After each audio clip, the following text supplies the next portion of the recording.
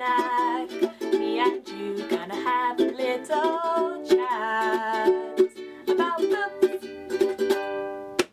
Hi guys! So I am here today to do a book review, and the book that I am going to be reviewing is Skin by Ilka Tampke. I was very kindly sent this by Escape for review. I didn't ask for it, they just sent it to me, and I am very happy that they did because I wasn't anticipating getting this, but it is beautiful. I'm sure you will all agree that the cover is stunning, and the story was definitely an interesting one because it was set in AD 43, which is a time in history that I don't know a lot about, but I'm always very curious in sort of more ancient history, so that was really cool.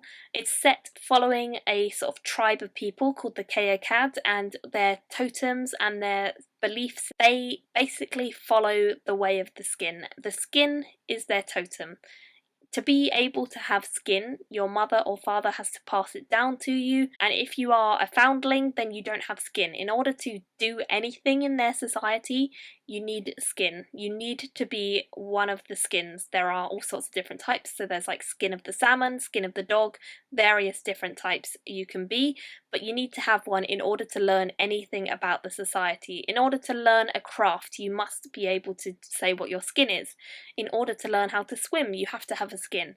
So there is a lot of stuff that if you don't have it, you can't learn. The main character that we're following is called Alia, and she basically doesn't have a skin. She was born a foundling, and they found her, and no one really knows where she comes from, but she doesn't have a skin, so she can't really learn anything. She was adopted at birth by a very kind lady and taken into the kitchens, and that's where she's mostly worked. She can't learn things. She can't necessarily do things, not because she's not capable of it, just because the society around her won't let her, which I thought was a very interesting concept and I think was handled fairly nicely in this book. Now, Alia is a young teenager for most of this book, so I would say that this is more of a YA feeling, but I did like that it was an alternative setting of YA. We do follow her as she goes on some misadventures away from her mother or her adopted mother, and she sort of starts to meet people who no one really knows who they are, sort of interact with people who no one knows and who are outside of the village, which is good for her because it means she can pretend that she has a skin and that she is a part of the society and that she is accepted, which for all of her life she hasn't been. But when things kind of catch up with her and people realise that she has been lying to them and she has been away from the tribe when she said that she was doing something in the tribe, it all starts to get a little bit messy. I always find that tribe or clan-based societies are so fascinating to me because each of them is different, and you do get to see some of the other tribes in this briefly, but it was interesting.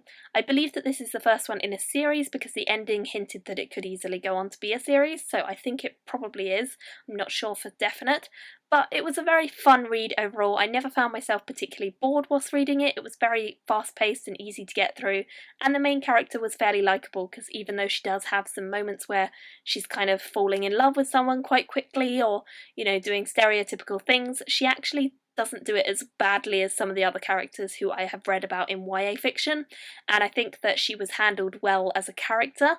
I did like that she sort of took things into her own hands, and even though she wasn't technically allowed to learn it by being taught the trade, she still managed to pick things up as she was walking around and watching people and listening, because she's not an idiot. Like, even though she's not allowed to learn, if she's around people enough who are being taught, she's probably going to pick it up, and she does with some things for sure. But I thought she was a great little character, and I thought the story was a nice one, and it had some good moments, some interesting magical twists I wasn't necessarily anticipating, involving gods and religious beliefs back in the day, which I thought were very cool, very nicely integrated.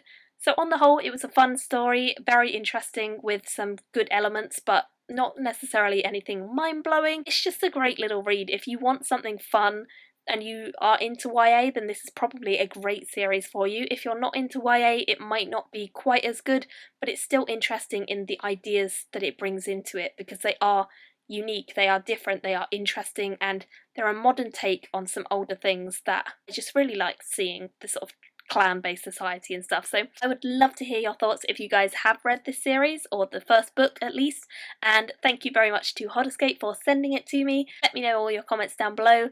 Thank you all for watching, and I'll see you all very soon in another video. Bye!